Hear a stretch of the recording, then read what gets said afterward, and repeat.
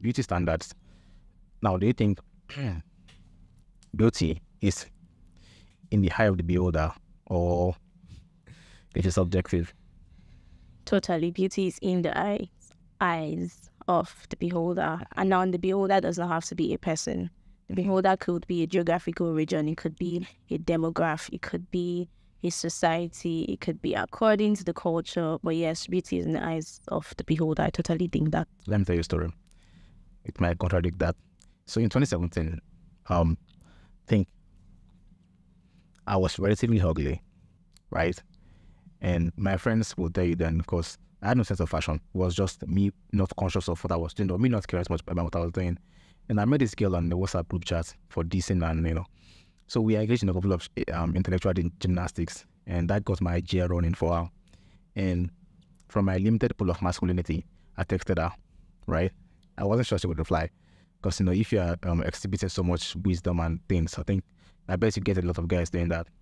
So I texted her, and conversation was going so well until she dropped the icebreaker. Guess what it was? I have no idea. Okay, we want to do something like send your picture, and that was when people was in my eyes of my beholder again. It became objective. So I sent my pictures to her, and she sent lol, and that was it. Oh my God. Never heard from her again. That's terrible. That's very scary. It is. But also was kind of encouraging, because I think at a different point of your life, you're going to have to overcome things, right? And there's going to be challenges facing you, right?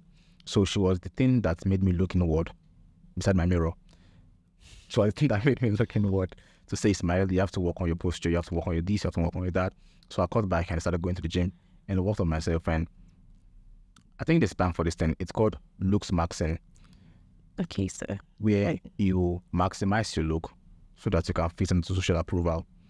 And I think dating apps also optimize this thing, because you are rated for your look before anything else. No one cares about your bio first before they look into your profile pictures. You think so? I think so. I mean, I've never used one, so I wouldn't know. Okay. They had actually collected the statistics that I was researching on loneliness. So, yeah, social media accelerates this thing, because consider like a marketplace, right?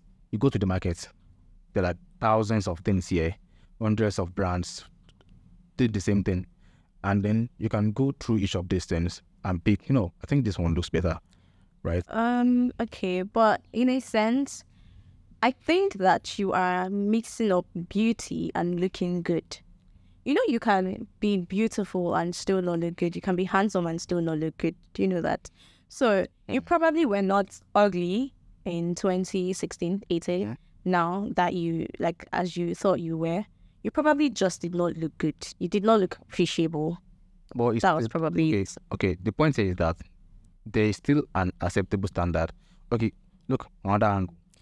When you looked in the mirror, did you accept yourself for what you saw? I mean, it was okay, but yes, also that thing. You become more conscious of yourself based on other people's perception of you, yeah. Perception and approval of you. So it was probably okay then, because I've already started scars on my leg, but it becomes conscious, and then you kind of overcome it later. Okay. So the point I was trying to make is that there's going to be standard based on your looks, right? And that standard is always raised to an extent. Now, whether that standard should be subjective to yourself, whether you can tell yourself, wow, I look good, and can it con, and whether collective people, just like we can talk about music too, maybe not the same, that, that person looks good. And then, God, what happened to your face? Your parents drop you, That's not good.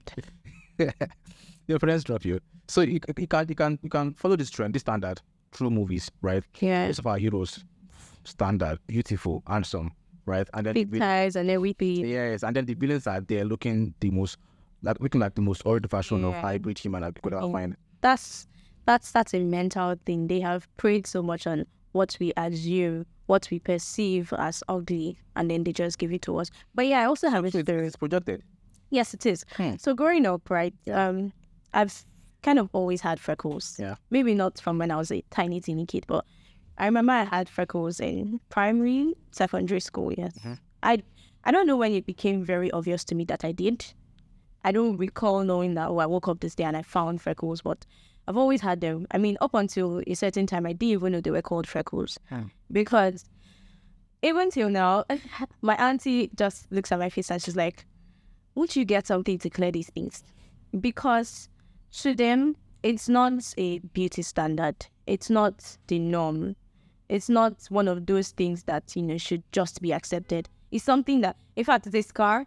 To them, it's like, it's a deformity. It should go away. Wait, if this is reversed, you think, like, tribal marks for Yoruba people?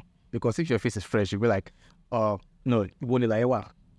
I don't know. Okay. But yeah, so I remember times when my brother even went to get, this acne spots removing thing for me, because I was feeling very uncomfortable in this skin that, they made me start seeing it as a deformity too. Because I always looked at my face and I wished, oh, what if I was just, just all light skin and I didn't have this black spot on my face? Because to me, they were black spots. So my brother got this stuff and I was putting it and I realized that it wasn't clearing, it was burning my skin. So it would burn it and turn it white. But now my freckles are not just on the top of my skin. They are basically from like melanin deformity in a sense, but excessive melanin. So they would still come back. Every time I'm exposed to the sun, they'll come back. So am I going to keep putting this hypo thing on my face? Because then I went for pre-degree in 2016 and there was this girl there in God. Every time she saw me, it looked like she just made me love myself. She just look at my face and go, oh my God, your freckles are so beautiful. I wish I'd have them. And then I started trying to understand what she was talking about. Cause like freckles, okay. Why do you like them? I mean, these are like deformities. They're like scars. You're not supposed to like them. So I went online, started checking what freckles, and I realized that, oh, I think then people had not even accepted freckles, but it was like something that very few people that I knew had. In fact, I didn't know anybody personally that did, but like I'd seen a couple people that had them. And then over the years, you come online and you see people trying to put fake freckles on their faces. So, Yeah, we have that filter now. Over time, it just made me... Now I go to places and people look at my face and they're like, your freckles are so beautiful. It makes me feel better about myself. I'm not even going to lie. Because even when I do makeup now, I try to tell them as much as possible, oh, please leave it very light. Because, makeup is like one base. You would try to make me fair. But then I am not entirely fair in my face. I have my freckles, so I like to leave the identity there. So yes, it is subjective, and I agree. Hold on, but if it is subjective, how is it so that you began to feel different about yourself when you got that social approval from your friend? Because, like I said, I don't know, it depends on a particular societal approval, really. It didn't come from me now. It wasn't that I just decided that, but somebody made me feel good about it. So now I feel good about it. If the trends change and people start to tell me, oh, this freckle is so disgusting, and you have to change. Then I'll have to change. So your initial question was, is beauty in the eyes of the beholder? Yes, it is. If I went to, is it Ethiopia now? And I wanted to get married and I told them, oh, bring out your finest men. They'll finally bring the ones with the biggest of tummies.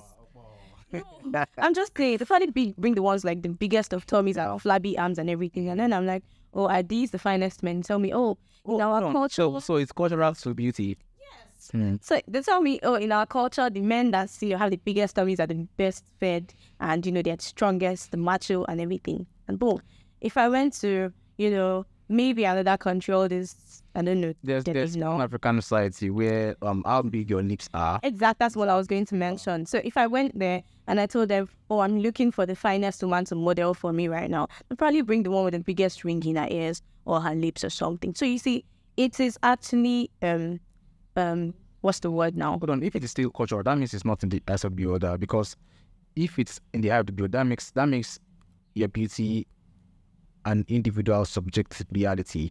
But you live among people and it is exported out. That means that you can tell me that, you know what, Ismail, go get a plastic surgery or something. I am not beautiful enough, so I have to change myself. Exactly. Or if you were to be like me, you say, Ismail, I think your lips are big or your hairs are big, therefore I think we need to modify some things, change. Or if you want to make it socially acceptable, we can say that, you know what, I think we have to make this cultural acceptable for the cultural norm for everyone, right? So I think there's misconception that looks don't matter. It does matter. It matters a lot, yes. I think it's a lot of cope to say it doesn't matter. It matters a lot. And even in this digital world that we are in now, it matters plenty more than it did last maybe some hundreds of years ago. Yeah.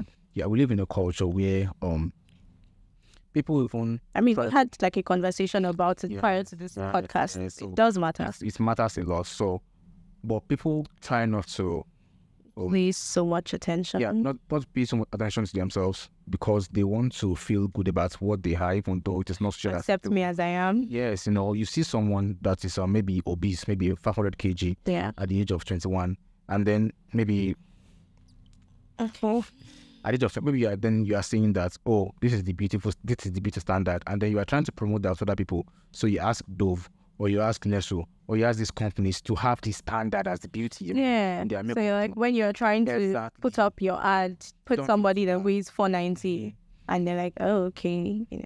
And again, we can relate it to what the social media feeds us, because what they feed us is what we take. I mean, I think it stems from some level of what's the word now? Some level of discomfort with oneself. Because how can you say that? Because maybe someone that is obese, you begin to pick on thin people, saying that, oh, they have to eat leaf, or because they have to be vegetarian to keep up with standard. Even when you are there, like eating like 5 bags of McDonald's for breakfast, you actively feel, you don't want to feel bad about yourself, even though it doesn't make you feel too good, right? Because it has a health deficit, and you are like, bone structure and everything begins to have some effect. Yeah. Well, that's still personal, but societal out there, you try to push your own norms out on people. So beauty, I think one is the eye of the beholder, because it has to be balanced with your own self-esteem. Otherwise, you show up to a party and you think you don't look good enough, and then you step out, even if you look good. Even if you look great. Yes, even if you look great. So what is in the eye of the beholder, it is actually okay, like wherever you find yourself, because it stems from just you alone, the culture you are, the place you are in, the society. And as maybe if you have to live there, you can live there. Maybe go to the US where it is okay for men to dress in a certain way, like really, really acceptable for men to dress in a certain way. But here it is not okay just yet, right? So you have to fit in some way, because if you're on the fringe end of society, you're going to be an outcast. Yeah. And you can't survive alone, because we are all social animals. We need company. We need company. We need social approval. We need to tell you that you look good, bro. I love your feet. And people, I think I like my generation for one thing. We try to do that more. You go out, see someone smell nice, like, damn, bro. Yeah, you just nice. Go to meet them and tell them, oh my God, you smell. Yeah. I think I still did it to a woman like it's so a while ago. So good. I think all of us need it sometime. We need it because people are already going. It's like a very, very nice dopamine boost. Just go out, you're feeling down, and someone comes to tell you, oh, I love your shoes, they look really nice. And it's just that smile that you wear on your face to hold it, and you don't even know why. Yeah.